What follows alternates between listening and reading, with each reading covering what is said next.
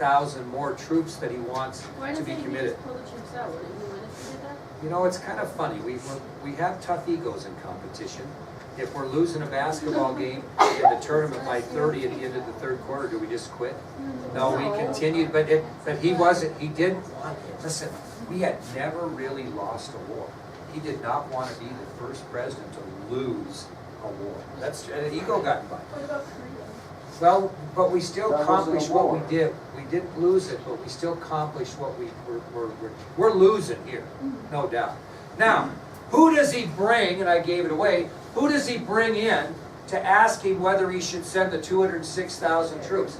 He brings in Senator Mike Mansfield, the Senate Majority Leader, and what he's not doing, he's really not asking him. He's asking him, Caitlin, but he's expecting him to support him, right? He's going to ask him. It's kind of like what Lyndon Johnson supposedly got Bobby's permission to be sworn in on Air Force One. He didn't really get it, but he told everybody he did, right? Made it seem like that. Well, what Johnson's really doing here is the same type of thing. He's going to bring in the Senate Majority Leader, Mike Mansfield, who's a pretty powerful man, and he's going to get his approval to send these troops. That's what he's got in his mind before Mansfield shows up. And I wish you would have met Mansfield. He is a very quiet, really frail guy with a really soft voice and not real outward, but very powerful politician, okay? Well, again, to help decide on the additional troop request, Johnson invites Senate Majority Leader Mike Mansfield to the Oval Office. The President wants Mansfield's advice on sending troops to Vietnam, hoping for his blessing. Matter of fact, probably going to try to even strong-arm him a little bit into his blessing. Now, I told you that Senator Mansfield had already taken a trip to Vietnam, and he told President Kennedy, it's a quagmire.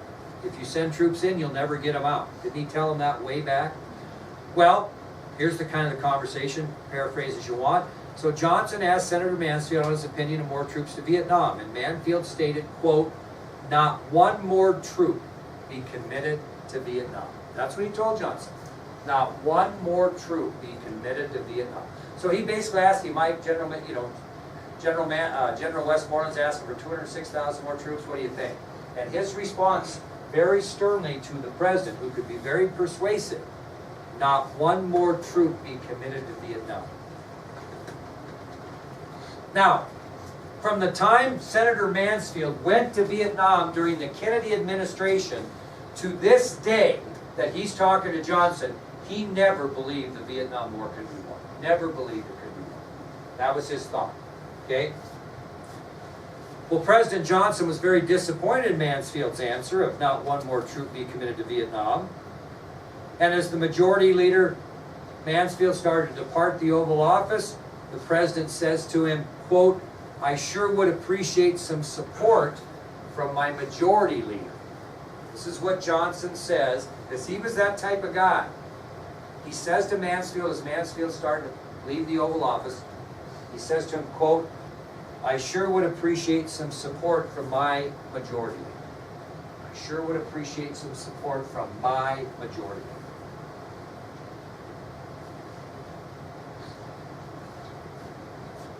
Senator Mansfield turns to the President and he says, Mr. President, I'm not your Majority Leader, I'm the Senate's Majority Leader. Now, not many people said things like that to Lyndon Johnson, I'm just going to tell you.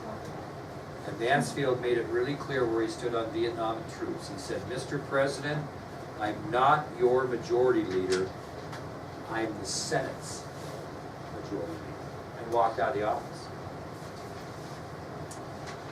Well, at this point, Johnson decided the best thing he could do was to address the nation again about the situation in Vietnam. Okay? Felt like you need to get on there and tell them what was going on. So, they scheduled his speech for 9 o'clock on March 31st of 1968. So after talking with Westmoreland, after talking with Mansfield, after mulling his whole situation, the pressures he was facing, he decides he's going to address the nation on national television about Vietnam. And so he is scheduled to do that at 9 o'clock at night on March 31st, 1968.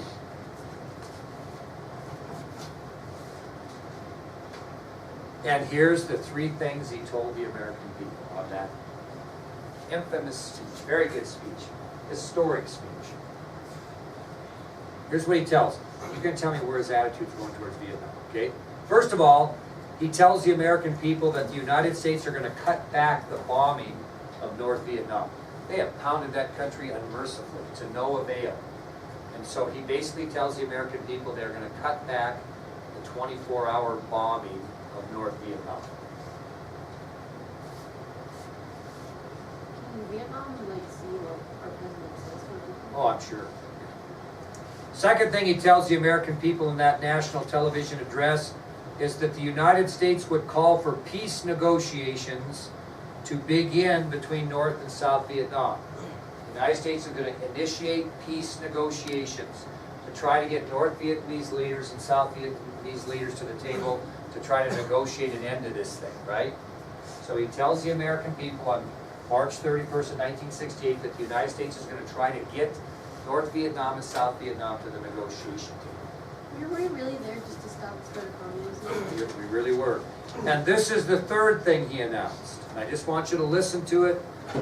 Write it down in your notes as you feel appropriate. This is what he said when he concludes his speech with the third announcement. He says, "With America's sons in the field far away, with America's future under challenge right here at home, with our hopes and the world's hopes for peace and the balance every day, I do not believe that I should devote an hour or a day of my time to any personal partisan causes or to any duties other than the awesome duties of this office, the presidency of your country.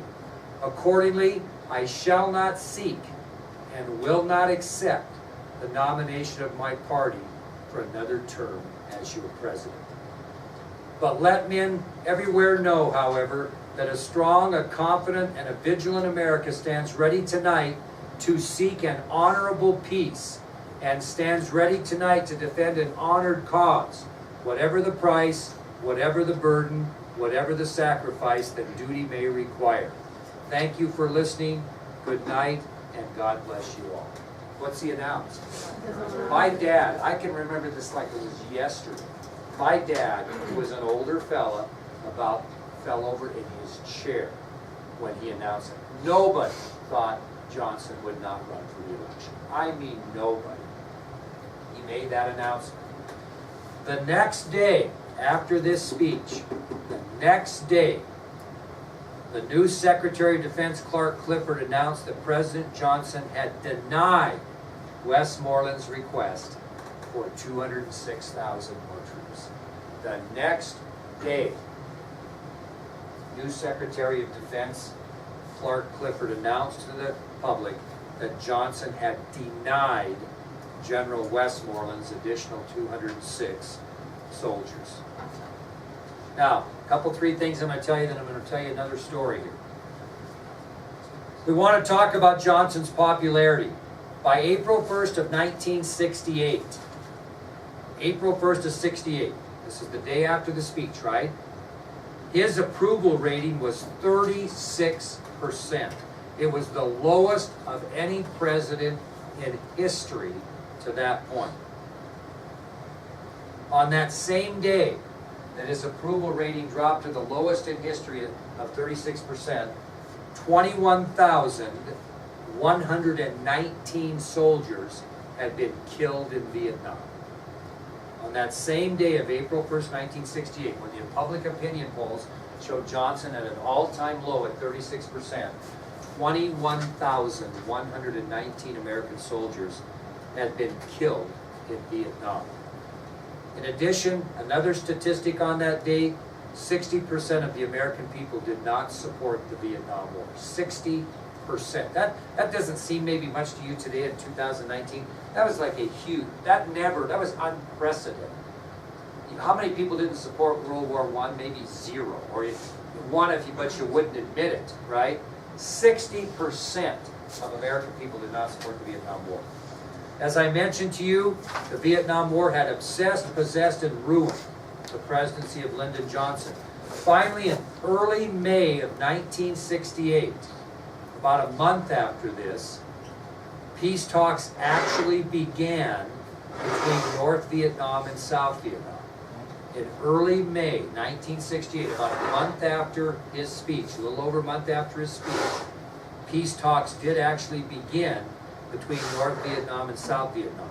I want you to keep this so. Fighting continued between the two countries for another 5 years. Fighting never quit in Vietnam until 1973. That's incredible. So they negotiated off and on for how many years? 5.